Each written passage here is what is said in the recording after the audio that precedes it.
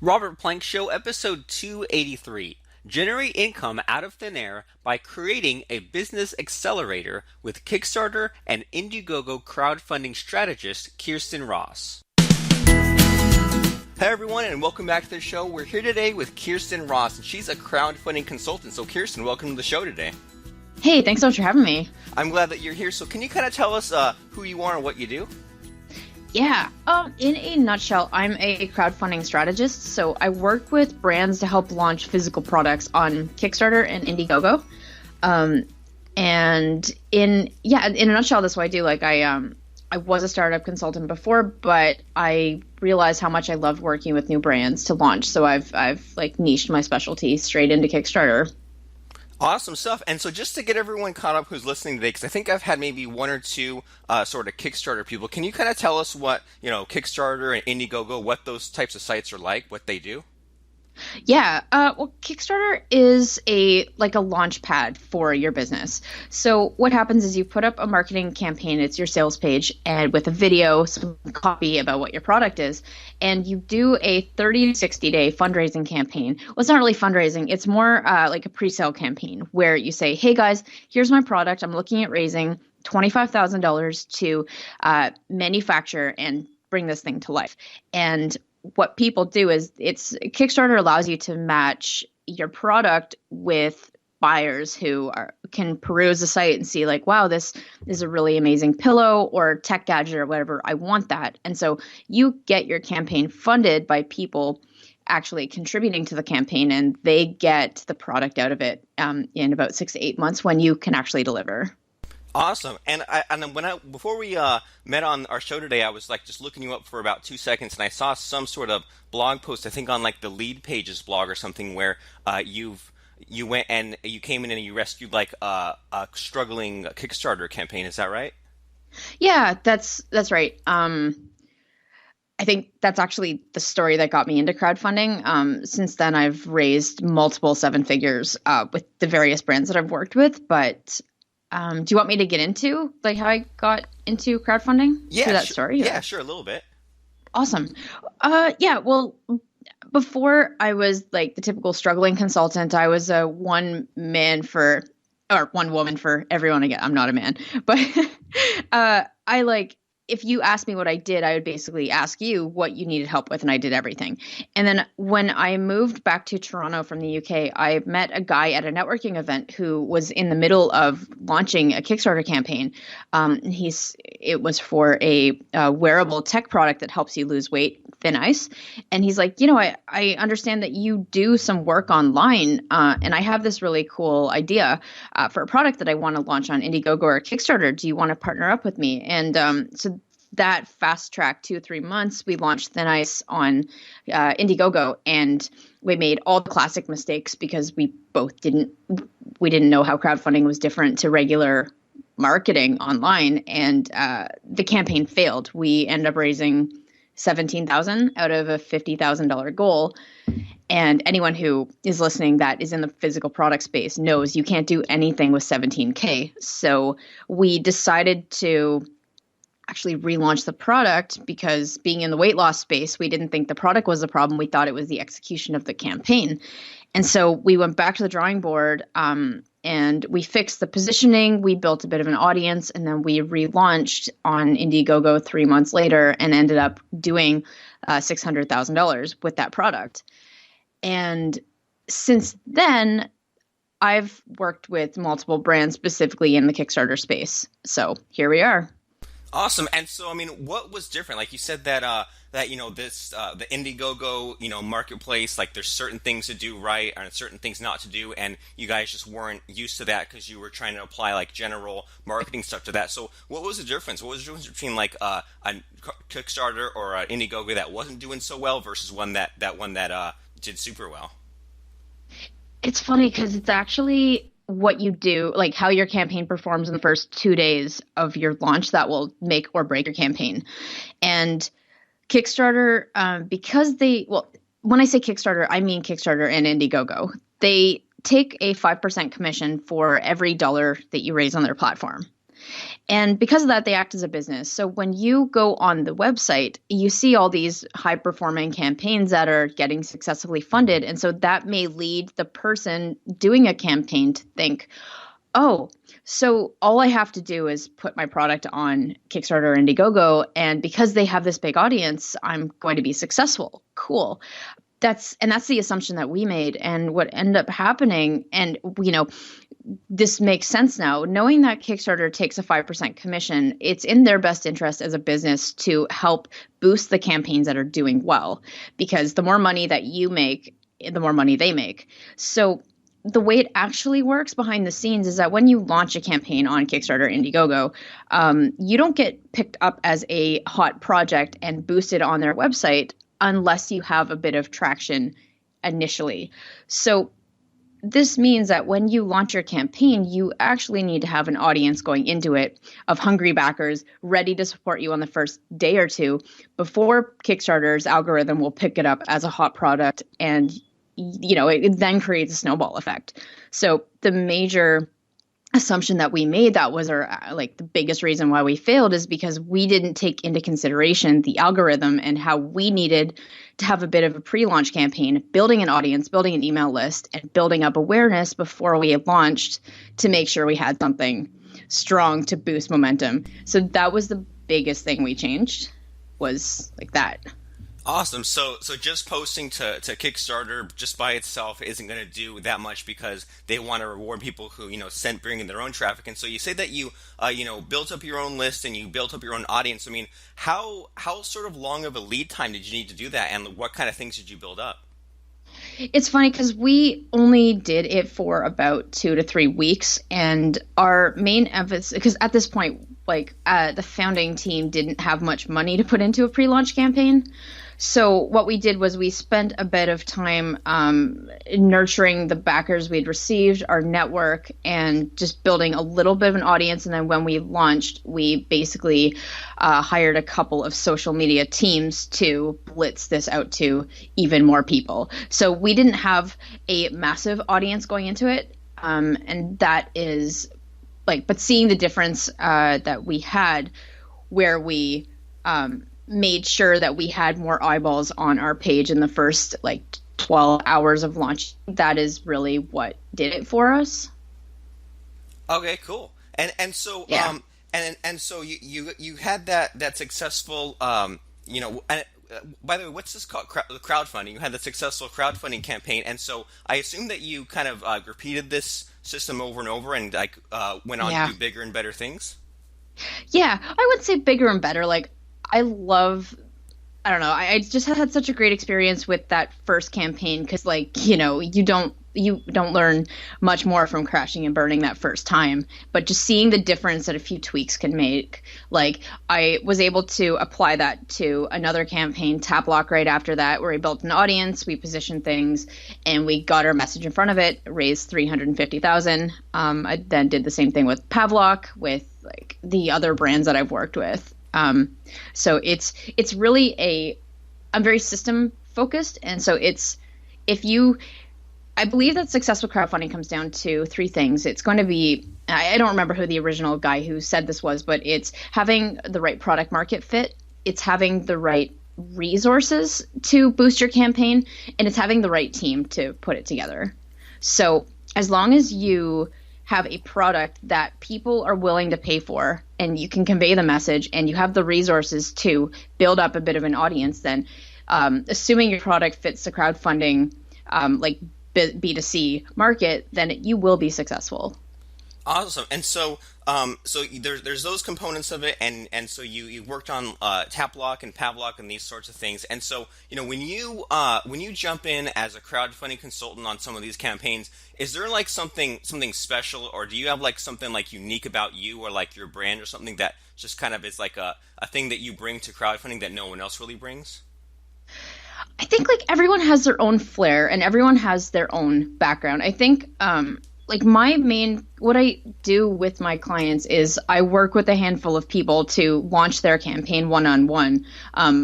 But ultimately, I'm looking at being an influencer in the space. So the difference between me and, say, Funded Today is Funded Today represents an agency model where they have tens, if not like potentially 100 plus campaigns going at once. So the difference between, like, say, if you want to hire my team to launch your campaign, is it's not cookie cutter.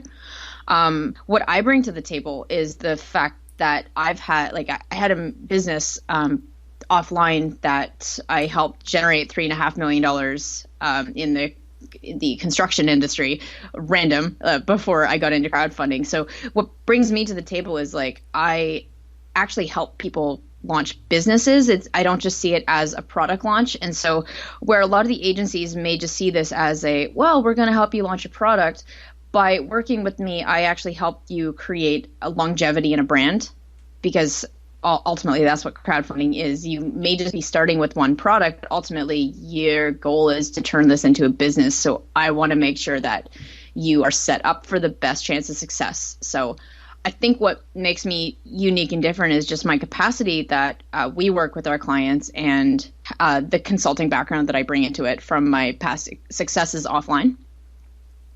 Awesome. So people get the complete package with you. And so, talking about all these like sort of big numbers here, and I'm really curious, like, do you charge a flat fee, or do you take a percentage, or how does that sort of work when you come onto a project like that? Yeah, I do both. So if you're actually working with me like one-on-one, I take a base and then a percentage on the raise. Awesome, cool. And then so you pretty much had this sort of skill from past life, or from previous like offline stuff, and you used it to become a crowdfunding consultant and worked on these projects. And then what you told me before we started recording today was like now you're kind of getting into this kind of other sort of space where you're getting these, or you're using this sort of one-on-one kind of closing technique to get some new clients. So can you kind of tell us about this and about some of this new stuff you have going on in your business? Yeah, sure. Yeah. Hopefully it's refined, because literally this is happening like as in the last 24 hours, and you're the first person to get this information out of me. So awesome. Cutting edge yay. News, right? I know, right? Because I'm like, how do we make this different from every other interview I've done? Ooh, what about this? You're the membership guy. So it started like, when you're a consultant, you have to look and see, do you want to keep working with people one-on-one, or do you want to leverage yourself a little bit by being able to work with more people and impacting more people? And I didn't want to get stuck in the one-on-one practice all the time, because I get a lot of requests to work with me. And so I wanted to go the more group coaching route. But the thing with my industry is like no one else was really doing anything apart from a digital product where, it would be you buy a $500 package, it will teach you how to build your audience. Like, I want to work with people in a capacity where I have control or say over a big chunk of their launch so that they have the right support. But I just didn't know what that would look like. And so I recently got back from a conference in the Philippines, the Tropical Think Tank with Chris Ducker. And the format is like a speaker for a half day, and then you sit down with the speakers in the afternoon for mastermind. And I remember like asking this question at a panel where I was like, here's my position. I'm a consultant, but I don't know how to scale myself, and I have no idea what my audience wants. So I keep hearing about, people saying you should survey your audience, like Ryan Levesque and Ask Method. But I'm curious, like, have any of you guys had success surveying people? And so I got a couple good answers, but then Jamie Masters, who's, coached John Lee Dumas, Grant Cardone, and a few other people, she messages me over Facebook and was like, hey, don't survey. I have another solution. Can you come talk to me? So I did after. And she informed me of her beta launch validation program, where it basically involves getting on the phone with your list. So what I did was I emailed my list and said, hey guys, here's what I'm playing around with. I'm playing around with this Crowdfunding Hustlers beta accelerator. Here's a bit of information about it. And so, X, Y, Z. And I'm not looking at selling you at this point, but I'm looking for feedback because I want to understand your biggest frustration and how I can better serve you. So let me know if you want a phone call. And I had 35 people come back to me saying, yeah, this sounds really good. I would love to get on the phone with you. And so in the last 2-3 days, I've just been on the phone, getting to know my audience. And if I think they're a fit for this beta, I close them. And so far I'm at 25% of people have purchased the program, and I have a lot of really hot leads for follow-up calls. And so I've created this accelerator by surveying my audience, finding out what they wanted, and then selling it back to them. And I think that this is a really powerful thing that even in the crowdfunding space, a lot of people don't do. It's really powerful to be able to talk to your audience as you're growing it and just figuring out what they want and developing something that they want. Because when you create something specifically that they ask for, you're going to get raving fans and make sure that the product is just badass and awesome. So I think I finally took my own advice with the launch of this, and it's I'm really, really happy with the results with it so far. Awesome. And there's so much cool stuff about that. I mean, not just, talking to them and sort of getting into their head and sort of getting the commonalities, but I imagine that you sort of pick up their language and all those common, phrases and words and frustrations and emotions and stuff like that they all seem to be having. So that, like you said, you can kind of mirror it back to them. Yeah. And it's cool because when I say, just the way I've been doing the calls, I'm like, okay, tell me what you're struggling with. And then when I give them information about the beta, I don't sell them. I'm just like, can you give me any reason why you would not buy this? And then they're saying, well, I'm concerned with the amount of one-on-one time I get with you. I'm concerned with it being in a group, or just they're literally pulling out these objections, which are things I didn't even consider before. So even if nobody purchased this beta, honestly, I would know exactly why, and I'd be able to come back with something even better. It's just, I don't know, these conversations are they've blown my mind for how much I thought I knew about my audience, and it's actually just tip of the iceberg for what I've uncovered. So it's cool. Awesome. And I can really relate to that just in terms of the things that excite me, or the things that I think are too simple for me are way different from what their sort of perspective is. And so I'm sort of curious about your phrasing to get those people on the phone, because I don't know, sometimes I should do this more often. I think the last time I did this was a couple of years ago, and just sometimes when I do this kind of thing of having people call me or get them on the phone or whatever, I sometimes kind of get I don't know, the sort of the crazy people, the wackos, if that's an okay thing to say, but I get sort of the when I say where are you stuck, what do you need, sometimes I'll get people who just they don't really know what they want, they're kind of confused, and they're not really quite ready to make a buying decision. They're just kind of in just total overwhelm land, and they don't really even kind of know what they want. So have you ever come across any kind of difficulties with that, any problems filtering out the people that you need to talk to? So, okay, that's a two-pronged question. When I emailed everyone, I left it open. I didn't if you say you want a phone call, I get on the phone with you. Because ultimately, even if you do get the odd crazy person or bad product or whatever that I wouldn't usually work with, they still have really valid points as to what they are looking for and the kind of support that they need. So even if you do get it, I think that I still saw a lot of value from a couple of those phone calls. However, if we're talking about how to screen clients to work with me one-on-one, I have a very intense process where it's very hard to get me on the phone.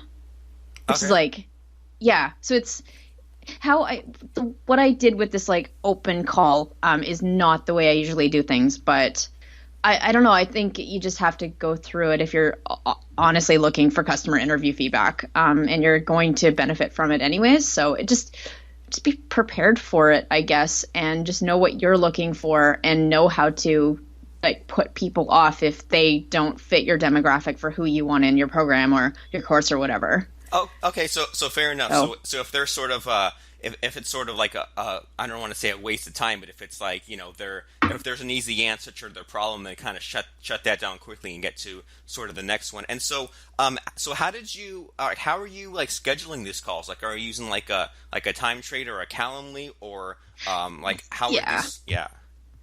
So what I did, because I literally week one back from the Philippines, I scoped out my Monday to Friday schedule to see when I wanted to do what to batch my time.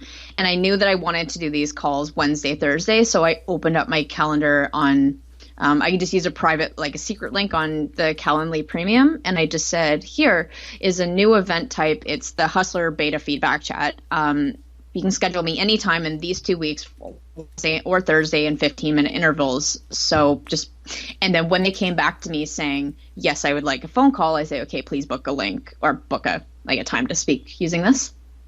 Okay. Cool. And so am I hearing you right that so this just happens, or that you got this just rolling? So have the phone calls started or not yet? Yeah, no, I was on the phone for like all day. I've done about 17 of these calls in the last 2 days. Cool. So what have you noticed the last couple days? Well, what I thought I knew about my audience, big difference. I also didn't realize how much money I was leaving off the table by not getting on the phone with people.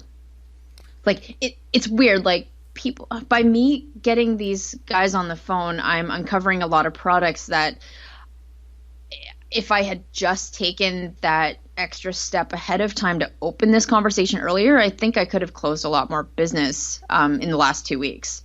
So that's something that's actually surprised me, because I've had this big, I don't know, like the way that I want to position myself is as one of the most expensive in the industry, boutique, but like not cookie cutter, really high end launches. And so with that, I was like, I'm going to make myself really difficult to get a hold of with a rigorous application process to make sure I have only the best people. But when I've actually opened myself up, I'm actually getting a lot more traction, if that makes sense. So it's like, it's actually caused me to question some of the ways I've made myself available and with like what my qualifying process looks like. Well, yeah, but yeah. That does make a lot of sense. Like, because I could totally see, like, wanting to sort of be like the Dan Kennedy type, like closed off. You only come out of your shell when they pay enough money. But then maybe it's like it could be easy to get stuck sort of in the ivory tower land, or like kind of be out of touch there. And so, when you've been talking to these last 17 people, like what's this leading to? Like, do you have an offer planned? Or I know you mentioned like a membership site, or is the membership site and that offer going to sort of take shape as you talk to people? Or like, what are your plans for all this?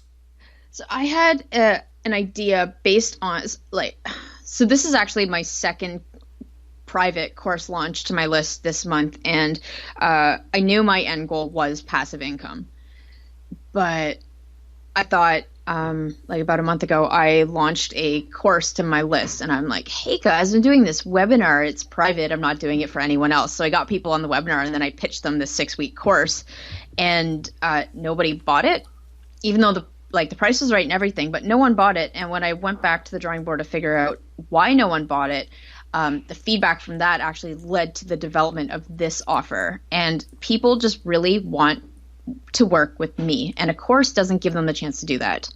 So knowing the feedback I got from that first bombed launch, I was, okay, I'm sick of just guessing what you want. I'm just, so I just put up like a really vague offer of like, I'm looking at, based on feedback, people want to work with me from start to finish with the goal of launching their campaign.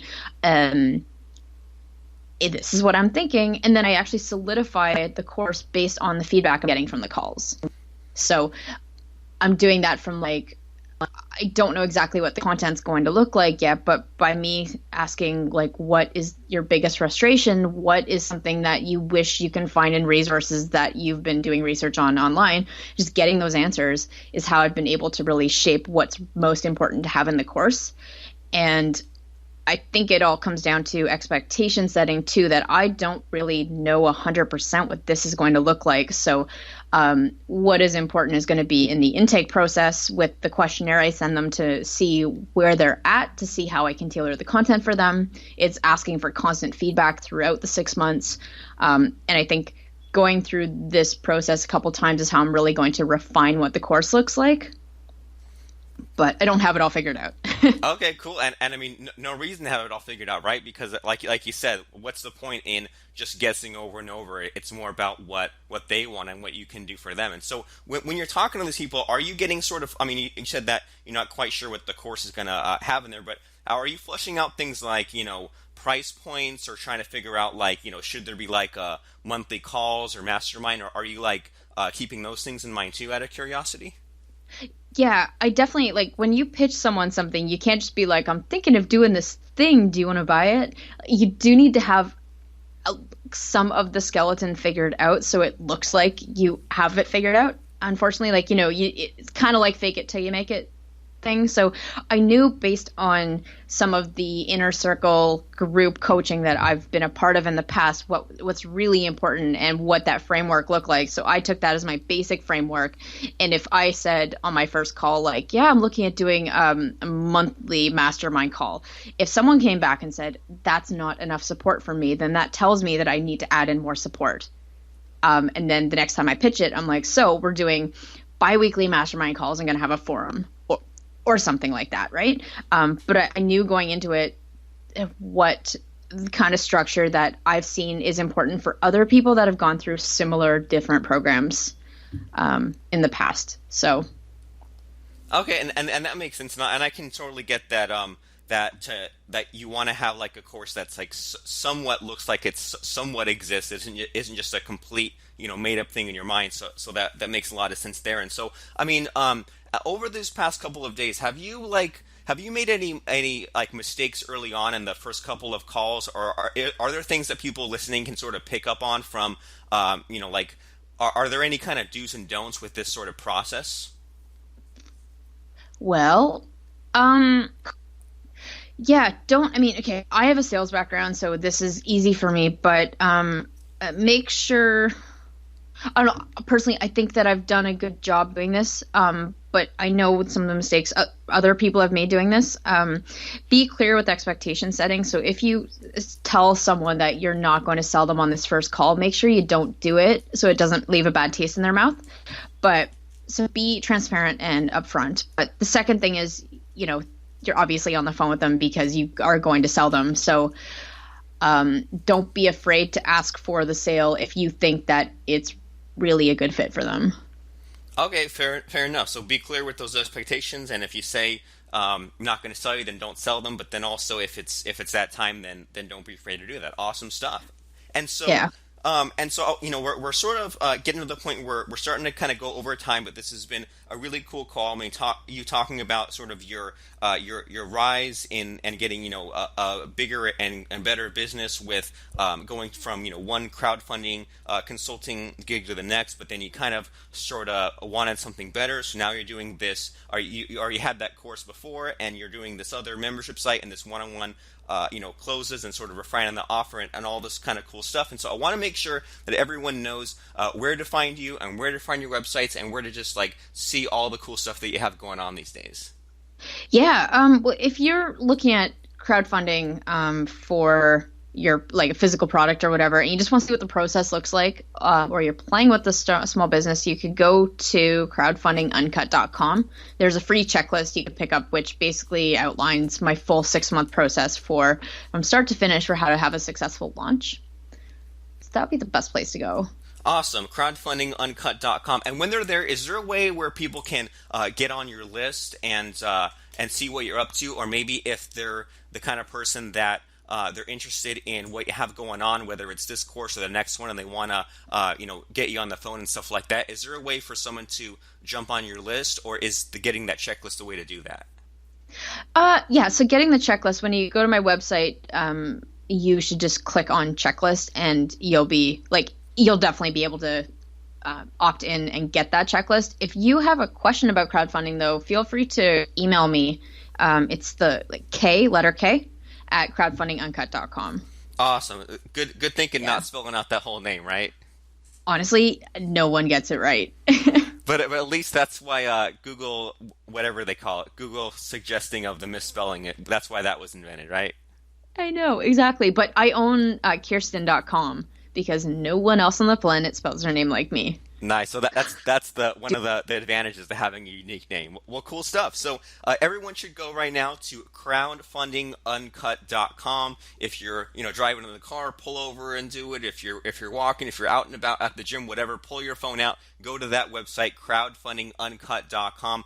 click the button to grab the checklist. That way you can hop on Khierstyn's list, and then if you want to email her directly, if you have a Kickstarter product, you're thinking about doing one, whatever, see if it's a good fit, email her at k@crowdfundinguncut.com. So lots of cool lessons today, and sort of just the big thing that I've been hearing, Khierstyn, is that like it's not about us as product creators or as membership site creators. It's about the people that we're serving. So we need to figure out, what the problems are without guessing. And so the best way to do that, which is one of those things that, like, I don't think we do it enough, and I definitely don't do it enough. And I need to sort of get out of my shell there and get some of those customers on the phone, or some of those future customers on the phone. That way we can fill out their sort of problems and difficulties and stuff like that, and make a course and make an offer that exactly suits them. So lots of good stuff today. Everyone should go to crowdfundinguncut.com. And thanks, Khierstyn, for hopping on and sharing your wisdom about phone sales and crowdfunding and all that good stuff.